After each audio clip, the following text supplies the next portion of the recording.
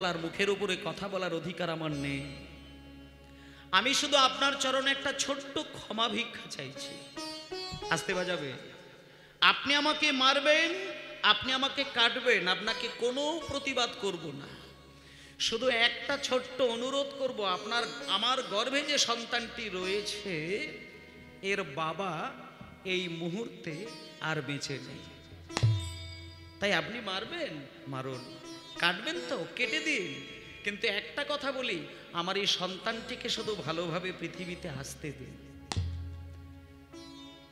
মিরন বলছে যে আমি যখন পেট কেটে দেখব বলে নিজেকে তৈরি করেছি, তোমার ওই চোখের জল আমার চোখে জল এনে দিতে পারবে না। আমি তোমার পেট কাটবো। যখন মিরন বলছে যে আমি পেট কাটবই কাটবো, তখন সেই গর্ভবতী মায়ের শেষ কান্না। মিরন, তুমি যখন আমার কোনো কথাই শুনলে না, আমি তোমাকে অভিশাপ দিলাম, মাত্র 7 দিনের মধ্যে তোমার বজ্রাঘাতে মৃত্যু হবে। দিল না, তাতেও মিরনের একটু বুক কাঁপলো না, দিল পেটটা কেটে। মা তো মারা গেল, ওই ভেতরে থাকা ছোট্ট সন্তান সেটিও মারা গেল। কিন্তু ভবিষ্যৎকালে অলৌকিক ঘটনা দেখুন, ভবিষ্যৎকালে ওই মিরনের বজ্রাঘাতেই মৃত্যু হয়েছিল। তাহলে বলুন, সারা বাংলার শাসক, যে শাসকঘর, সে বাংলাকে সোনা দিয়ে মুড়িয়ে রাখবে, বাংলার মানুষের মুখে অন্ন তুলে দেবে, বাংলার মানুষের মনে শান্তির বার্তা পৌঁছে দেবে, সে আজকে আমাদের এই হিন্দু সনাতন ধর্মের এক গর্ভবতী মায়ের পেট কাটলেন। বলুন, কোথায় শান্তি পাবে? সেই সনাতন ধর্মের মানুষ আমরা, সেই অতীতকালে হারিয়ে যাওয়া হাজার মানুষের প্রাণ চলে যাওয়া সনাতন ধর্মের মানুষ। আজকে প্রাণের ঠাকুর ভগবান শ্রীকৃষ্ণ চৈতন্য মহাপ্রভু, যিনি আমাদেরকে কিচ্ছু দিলেন না, কিচ্ছু করতে বললেন না, কোনো কষ্ট নয়, কোনো জায়গায় যেতে বলে না, ঘরে বসে শুধু দু চোখ দিয়ে বিন্দু বিন্দু প্রেমের কান্না ঝরিয়ে শুধু বলো নিতাই গৌর প্রেমানন্দে হরি বল, হরি বল, হরি বল, হরি বল, শুধু হরি বল। ভজ রাধা কৃষ্ণ গোপাল কৃষ্ণ, কৃষ্ণ কৃষ্ণ বল মুখে, হরি হরি হরি বল। ভজ রাধা কৃষ্ণ গোপাল কৃষ্ণ, কৃষ্ণ কৃষ্ণ বল মুখে। আস্তে আস্তে আস্তে আস্তে, রাধা কৃষ্ণ, আস্তে। রাধা কৃষ্ণকে আলাদা করে ভজন করতে লাগবে না। যে কথাটা বলছিলাম, আপনি শুধু চৈতন্যদেবকে প্রাণের ঠাকুর মনে করে হৃদয়ে রাখবেন। বাড়িতে কালী ঠাকুর রাখলেন, দুর্গা ঠাকুর রাখলেন, শিব ঠাকুরের সাধনা করলেন, কিন্তু নিতাই আর গৌর কে সেটি জানলেন না, তাতে আপনার ছাই হয়ে যাবে, কিচ্ছু হবে না, কিচ্ছু হবে না। যে নিতাই আর যে গৌর না থাকলে বাংলা রসাতলে চলে যেত, সেই নিতাই গৌরকে চেনে না, হা রাধে বলে হা কৃষ্ণ বলে কাঁদে, কিচ্ছু হবে না। নিতাইকে সম্মান দিয়ে যান, গৌরকে সম্মান দিয়ে যান। মিনিমাম মন্দিরে যদি রাধা কৃষ্ণের বিগ্রহ রাখেন, তার সঙ্গে অন্তত 5টা টাকার একটা নিতাই গৌরের ক্যালেন্ডার সাজিয়ে রাখবেন, আর আপনি প্রত্যেক দিন সকালবেলায় সন্ধ্যাবেলায় ওই নিতাই চরণে হা নিতাই হা গৌর বলে 2 বিন্দু জল ফেলবেন। আপনি দেখবেন অনাশ একদিন নিতাই গৌরের চরণের দাসী হয়ে গিয়েছে। প্রেম যতদিন না ঝরাবেন, ততদিনে আপনার সঙ্গে ভগবানের কোনো সম্পর্ক হবে না। শুধু কাঁদবেন। হোমা, আপনার স্ত্রী আপনাকে ব্যথা দিলে আপনি 1 কলসি জল চোখ দিয়ে বার করে ফেলবেন, কিন্তু জপের মালায় নাম নিতে গিয়ে কফোঁটা নয়ন থেকে জল বিগলিত করেন। সন্তান খেতে না দিলে মা বাবা গুমড়ে গুমড়ে কাঁদে, কিন্তু মন্দিরে গিয়ে যখন আরতি করে ভক্ত কফোঁটা নয়নের জলে ধৌত করে চরণ।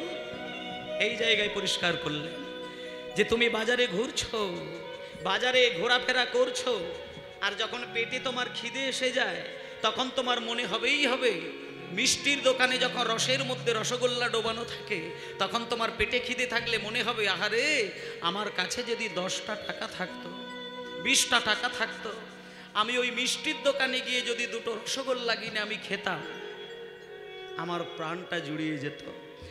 যখনই আপনার এই চিন্তা হবে, আপনি পরিষ্কার হয়ে যান। আপনি যতই সারা জীবন জপের মালায় নাম করেন, আপনার ভেতরে এখনো কৃষ্ণ ভক্তি জন্ম নেয় না। হরি বল, হরি বল। যেদিন ভক্ত হাকৃষ্ণ বলে হৃদয়কে কাঁদাতে পারবে, সেদিন পেটে খিদে থাকলেও রসগোল্লা দেখলে নিজের খাবার লোভ তৈরি হবে না। সে মাথা নিচু করে ভাববে, আরে আমার কাছে যদি 10টা টাকা থাকতো, 20টা টাকা থাকতো, দুটো রসগোল্লা কিনে আমি আমার মন্দিরে গিয়ে দুটো রসগোল্লা রাধা গোবিন্দ চরণে সেবা দিয়ে যদি প্রসাদ পেতাম, না জানি কত আনন্দ হতো। নিতাই গৌর প্রেমানন্দে হরি বল, হরি বল, হরি বল। এইভাবে অশ্রু বিগলিত করে প্রসাদে যদি আপনি দুবিন্দু নয়নের ধারা মিশিয়ে দেন, ভগবান নাড়ুর জন্য ছুটে যাবে না। হামাগুড়ি দিতে দিতে দিতে দিতে নাড়ুর ওপর থেকে চোখের জলটা হাত দিয়ে বুলিয়ে নিজে মুখে তুলে দেবেন। যেমন বাচ্চা ছেলেকে মা ডাকলে হামাগুড়ি দিতে দিতে এসে হাত বাড়িয়ে দেয় খাবার জন্য, তখন চোখের ধারায় ভক্ত যদি মন্দিরে গিয়ে কৃষ্ণচরণ ধৌত করে, ভগবান হামাগুড়ি দিতে দিতে তার হাতে সেবা গ্রহণ করে। তাই মায়েরা, একটা জিনিস বলি, আপনারা কীর্তন শুনলেন, শুনেছেন, শুনবেন, কিন্তু একটা কথা হলো, চোখের জলে যতদিন না সেবা দিতে পারছেন, ততদিন আপনার বৃথা যাবে। ওই সেবা ভগবানের সঙ্গে সম্পর্ক হবে না। যেদিন দেখবেন নাড়ুও লাগবে না, মালাও দিতে লাগবে না, আপনি সন্দেশ দিতে লাগবে না, শুধু মন্দিরে গিয়ে শুধু বলবেন, হে ঠাকুর, আজ আমি কিচ্ছু দিতে পারি না, শুধু দুবিন্দু নয়নের ধারায় তোমায় সেবা দিচ্ছি। ভগবান তোমাকে স্বপ্নের ঘরে এসে দেখা দেবে, ভগবানের দিব্য জ্যোতি সেই কোলে তোমাকে বসিয়ে দেবে। ঈশ্বর সেই জিনিস, ঈশ্বর কোনো কিছুতে থাকে না, চোখের জলে থাকে। এইটা হচ্ছে কীর্তন আসরে মহাপ্রভু দিয়েছেন, যে তোমরা কিচ্ছু দিতে লাগবে না, শুধু হাগৌর বলবে, চোখ থেকে প্রেমের ধারা গড়াবে, তবেই হবে ভগবানের দাস। গৌর হে, হরি বল, হরি বল। গৌর হরি হে, তোমার চরণ বিরায় আমি কিছু নাই জানি জানি। আরে একবার কৃপা করো,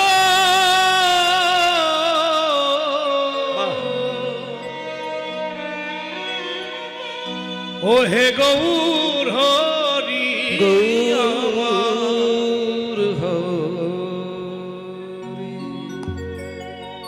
নিতাই গৌর প্রেমানন্দে হরি বল, হরি বল, হরি বল।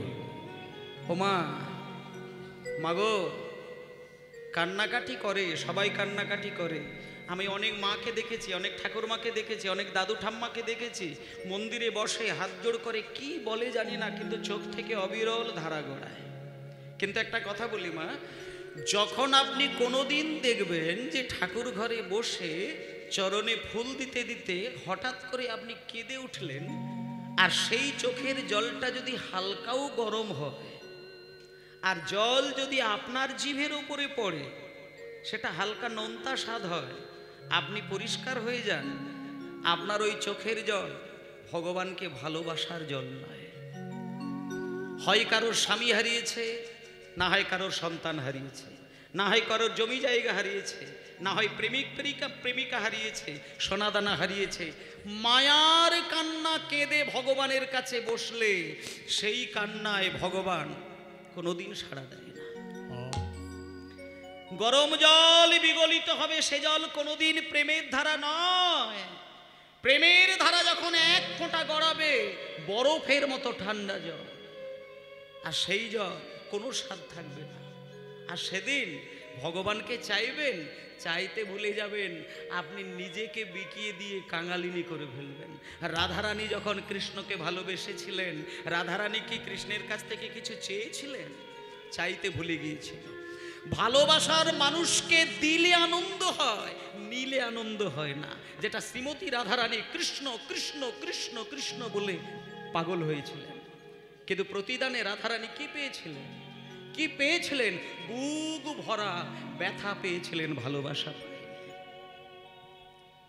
ভালোবাসা পায়নি। কৃষ্ণ তো কাঁদিয়েছিল, আপনারা জানেন, কৃষ্ণ কাঁদিয়েছিলেন রাধারানীকে, কিন্তু স্বামী ছাড়া কিচ্ছু জানেন না। রাধারানী 100 বছর ঠাঁয়ে বসে কেঁদেছিলেন, তবুও কিন্তু রাধারানী ললিতা বিশাখাকে বলেছিল, ওরে ললিতা, ওরে বিশাখা, আস্তে বাজাবে। আমার বেঁচে থেকে আমার কৃষ্ণ সেবা হলো না। আমি তোদের কাছে বিধাতাকে অনুরোধ করে যাই, এ জন্মে বেঁচে থেকে যখন আমি প্রভুর সেবায় লাগলাম না, কৃষ্ণের সেবায় লাগলাম না, আমি যেদিন মরে যাব আমার এই দেহটা যেন গোবিন্দ সেবায় লাগতে পারে। মরে গেলে সেবা হয় কি করে হয়? রাধারানী পরিষ্কার করে দিলেন যে মানুষের দেহটা তো 5টা পদার্থ দিয়ে তৈরি, মাটি, জল, আগুন, আকাশ, বাতাস। তামার শরীরের মাটি যখন মাটির সঙ্গে মিশে থাকবে, বৃন্দাবনের অনুকূল বাতাস আমার ওই মাটিটা যখন শুকিয়ে ধুলো হয়ে যাবে, সেই ধুলোটা যেন বাতাস উড়িয়ে নিয়ে সেই জায়গায় গিয়ে ছড়িয়ে দেয় যে পথ দিয়ে আমার প্রাণ গোবিন্দ হেঁটে যাবে, তখন আমি তার চরণের ধুলো হয়ে যাব। এইভাবে আমি গোবিন্দ সেবা করব। তাহলে মাটিটা আমার গোবিন্দ সেবায় লাগলো। তারপরে আমার শরীরের জল যখন জলে গিয়ে মিশবে, জল জলের সাথে মিশে গিয়ে গড়িয়ে গড়িয়ে গড়িয়ে গড়িয়ে সেই জলে গিয়ে যেন মিশে যায় যে সরোবরে আমার গোবিন্দ নিত্য স্নান করেন। গোবিন্দ যে সরোবরে স্নান করে, আমার শরীরের জল সেই সরোবরে যদি মেশে, আমি তার অঙ্গ ধুয়ে দেব, আমি সেবা করে ফেললাম। তাহলে দেখুন কত গূঢ় তত্ত্ব রাধারানী শিখিয়েছেন। আর আমরা বেঁচে থাকতে ভালোবাসা নিয়ে খেলা খেলছি, কিন্তু ভালোবাসা যার কাছ থেকে পেয়েছি তাকে ফিরিয়ে দিতে পারলাম না। যাকে তাকে ভালোবাসছি, যাকে ভালোবাসলে পরম শান্তি লাভ করা যায়, যাকে ভালোবাসলে পরম প্রেম সুধা পান করা যায়, তাকে ভালোবাসতে আমাদের এত কষ্ট লাগে, কিন্তু মায়ার সংসার আমাকে ব্যথা দেবে, তাকে আমি পাগল হয়ে ভালোবাসি। আপনি কাকে ভালোবাসবেন? আপনার জন্ম দেওয়া ছেলেকে ভালোবাসবেন? আমি গ্যারেন্টি দিলাম, এখানে যে বাবা মাথার ঘাম পায়ে ফেলে রোজগার করেছে, সেই টাকা যে ছেলের প্রতি বেশি দেবে, সেই ছেলে তৈরি থাকুন, ভবিষ্যতে আপনাকে ব্যথা দেবে, ভালোবাসা দেবেন না। আপনি যাকে যত বেশি দিয়ে উজাড় করে ভালোবাসবেন, কোনোদিন না কোনোদিন প্রতিদানে পাহাড়ের সমান ব্যথা দেবে, আপনি ভালোবাসা পাবেন না। এটা মায়ার কান্না, এই কান্না ভুলে যান। আপনি যদি ভালোবাসতে হয় তাকে ভালোবাসুন, যিনি হচ্ছেন পরম পুরুষ ভগবান শ্রীকৃষ্ণ, আর রাধার সাথে মিলিত হয়ে রসমালাই হয়ে এই ধরাধামে জন্ম নিলেন, যার নাম শচীর নন্দন নিমা।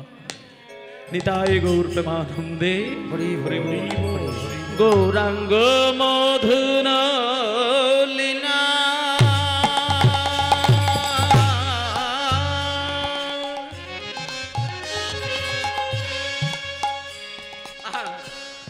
যার করনে প্রবেশ না, আরে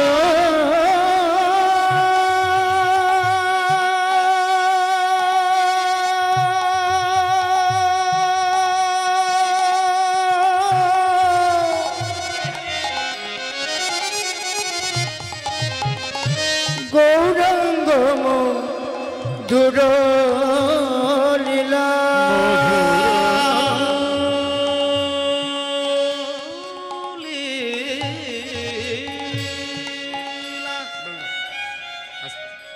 একটা কথা বলি, কীর্তন বিভিন্ন ভাবের কীর্তন করা যায়। যেমন কিছু কিছু কীর্তন আছে দেখবে গান হলেই নাচার প্রবণতা আসে, আর শেষে তো নাচের যা ছিড়ি।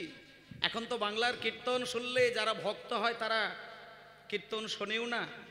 মানে দুটো মানুষ কীর্তন শুনতে এখন পারে না, এক হচ্ছে ভক্ত লোক, আরেক হচ্ছে ভদ্রলোক। ভক্ত হতে হবে না, ভদ্র হলেই সমাজ আলো হয়ে যাবে। আপনার ভদ্রতা থাকলে আপনি অনায়াসে ভক্ত হতে পারেন, আর আপনার ভদ্রতা না থাকলে সারা দেহটাকেও তুলসী মালা দিয়ে জড়িয়ে রাখলেও আপনি ভগবানের ভক্ত হতে পারবেন না। একবার পরিষ্কার কথা, রাধারমন চরণ দাসদেব বলেছে এটা। ওমা বলছে, তিলগান্নি করে, জপের মালায় নাম করে, গলা ভর্তি করে তুলসী মালা নেয়, দাদো সঙ্গে তিলক সেবা করে, 3 বার ভগবানকে সেবা দেয়, কিন্তু মানুষের সঙ্গে ভদ্রতা বজায় রাখতে পারে না। বলছে এই লোকের থেকে যে ওগুলো করে না কিন্তু ভদ্রতা বজায় রাখে, সে সবার থেকে বেশি সম্মানীয়। আগে থাকবে ভদ্রতা। তাহলে ভদ্রতা থাকলেই ভক্তি আপনা আপনি আসবে, আর ভক্তি আসলেই ভেতরে গোপীর ভাব জাগবে, আর ভেতরে গোপী ভাব জাগলে তোমাকে যেতে হবে না, ভগবান নিজে এসে তার চরণের দাসী করে নেবেন। ব্রজের গোপী কৃষ্ণ সেবা করে। ব্রজের গোপীরা মনে করলে কৃষ্ণকে হাড়ের লকেট করে ঝুলিয়ে রাখতে পারে। বৃন্দাবনের গোপী মনে করলে চুনের বিনুরির মধ্যে কৃষ্ণকে বেঁধে রাখতে পারে, তাদের এত প্রেম। আর আমরা কিভাবে গোবিন্দ সেবা করি? তাই মাগো ভদ্র হতে হবে।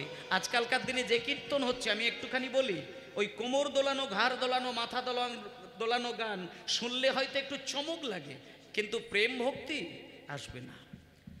আপনি ওই সদাই ছোটি ছোটি গাইয়া বা ওই আজ হলি খেলবো সেন এইসব গান যদি শুনতে থাকেন, আমি গ্যারেন্টি দিয়ে দিলাম, যার হৃদয়ে ভক্তি আছে কোন দিন ভক্তি হারিয়ে বসে থাকবেন সেটাও আপনি বুঝতে পারবেন না। কীর্তন হবে, পাগল হয়ে ভক্ত কাঁদবে। কীর্তন হবে, ভক্ত বুঝতে পারবে না কপটা জল ইতিমধ্যেই বিগলিত হয়েছে, সেই হবে কীর্তন। যে কীর্তনে মানুষ অজান্তেই কৃষ্ণের দাস হয়ে যায়, যে কীর্তন শুনতে শুনতে মানুষ অজান্তেই তার হৃদয় দুলিয়ে দেয়, দেহ দোলাতে পারে না, সেই হয় আসল কীর্তন। তবেই তো কীর্তন, তবেই তো প্রেম, তবেই তো ভালোবাসা। আমিও পারলে নাচার গান গাইতে পারি, ধাক্কা ধাক্কিং তাক দুম দুম গাইতে পারি, কিন্তু ও গানগুলো দেহ দোলায়, হৃদয় দোলায় না। হৃদয় দোলানো গান বৈষ্ণব পদাবলিতে এই যে গানটা আমি গাইছি শুনুন, গানের মানেগুলো শুনবেন, প্রেমটা আনার চেষ্টা করবেন। আমি একটা কথা বলি, প্রেম ছাড়া জীবনে শান্তি হতে পারে না। আপনি ভগবানকে ডাকবেন নিজের স্বার্থে, তাতে আপনি বেশি কষ্ট পাবেন। আপনি ভগবানকে ডাকবেন ভগবানের স্বার্থে, আপনি পরমানন্দের সাগরে ডুব দেবেন। হরি বল, নিতাই গো প্রেমানন্দে হরি বল, হরি বল, হরি বল। গৌরাঙ্গ মধুর লীলা,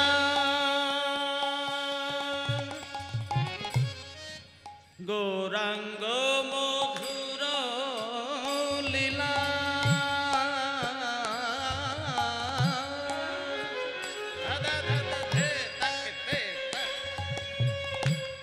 যার কারণে প্রবেশিলা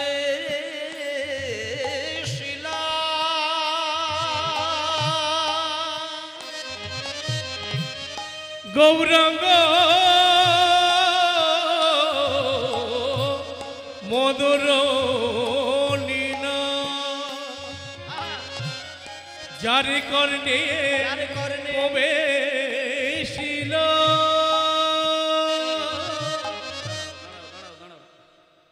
আচ্ছা, একটু রিভার্বটা কি বেশি আছে? এটা হালকা কমিয়ে দাও, ভেসে যাচ্ছে। ওমা, ধৈর্য হারা হবেন না, ভজনে ধৈর্য হারা হতে নেই। আজকে কিন্তু আপনারা এই মুহূর্তে ব্রত পালন করছেন। কি ব্রত? সেবার ব্রত। কীর্তন শ্রবণের মতন এত বড় ব্রত, এত বড় সেবা আর কিছুতে হতে পারে না। আর কীর্তন আসরে কীর্তন শুনতে শুনতে তড়াক করে আপনি উঠে গেলেন, আবার এসে বসলেন, আপনি কিন্তু সেবায় পদাঘাত করলেন, এটি আপনি ভেবে নিন। কারণ মহাপ্রভুর আসন গ্রহণ করছেন, এই আসনটা এই বাবু যদিও ডেকোরেটরের কাছ থেকে নিয়ে এসেছেন, কিন্তু এই মুহূর্তে আসনটা কিন্তু রাজা পরীক্ষিতের চোখের জলে ভেজানো আসন। এটি যখন গ্রহণ করতে পেরেছেন, এর মর্যাদা আপনাকে দিতেই হবে।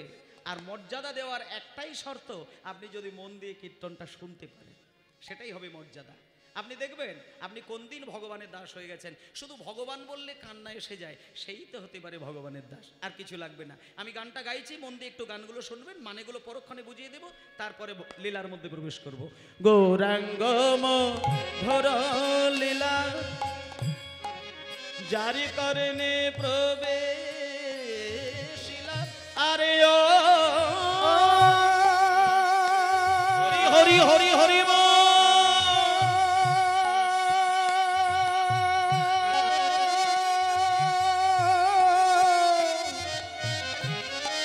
গৌরাঙ্গ